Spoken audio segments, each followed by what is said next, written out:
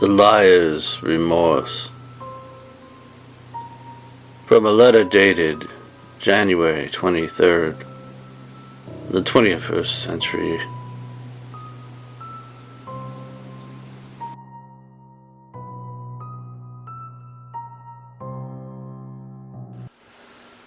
That thought never occurred to me to replace her in my mind with Betty. Oh, I had never thought of that before. It was a good idea, for sure. If I pretended that she was Betty. Yes, that might undo a lot of mistakes. Oh, that was what I wanted.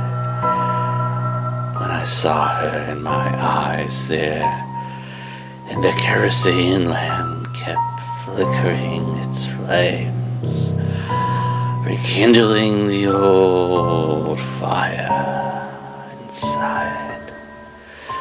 I shouldn't have been lying to myself all this time, believing this to be something else. It was always what I wanted, wasn't it? Betty to be back. Amanda twisted her hair while growing impatient with me. Maybe there was a question I forgot to answer, or maybe I just forgot to say anything while I was lost in my thoughts. She reminded me. George, would you change meeting her before me? Oh, yes.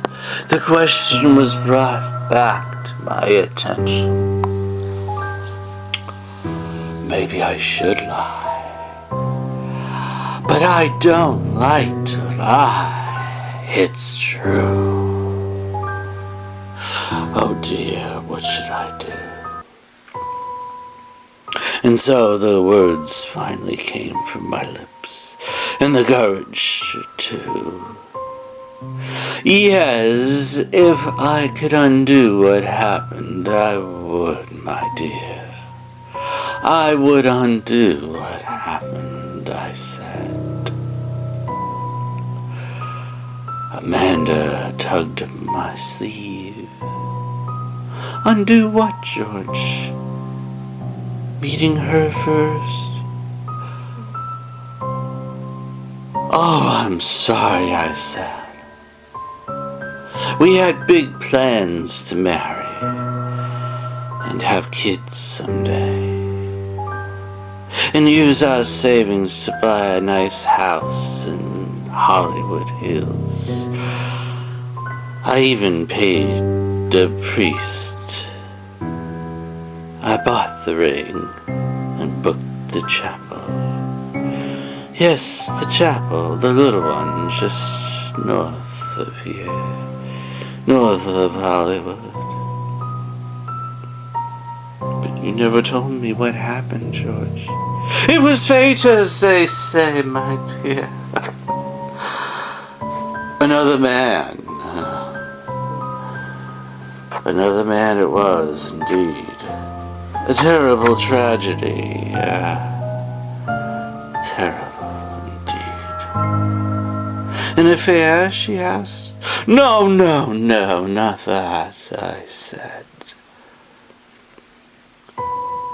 The thought of her death brought terror to me. It brought lots of regrets, too. Yes, it was another man. For a moment, I didn't want to replace Betty with Amanda in my mind, Amanda with Betty in my mind, but I had to. Yes, I had to. Since Amanda was here and she trusted me, I wanted to stop everything. You must believe me. That was enough for me, but then she had to ask, who was the man?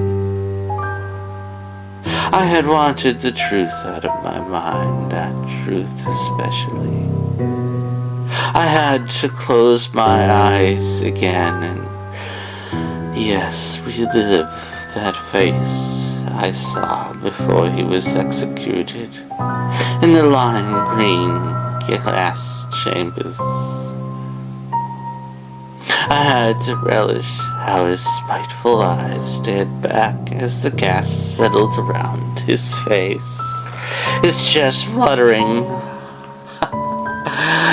his lungs frantically gasping for air. Oh, yes.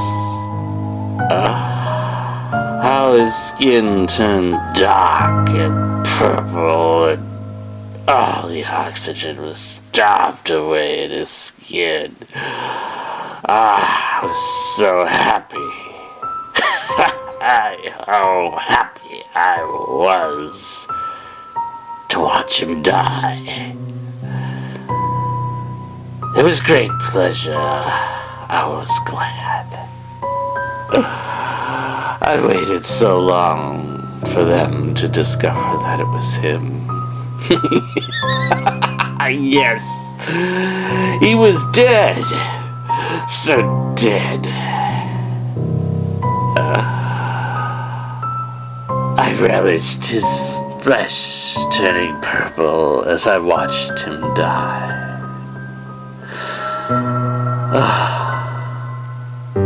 But then I thought of Betty and her death too.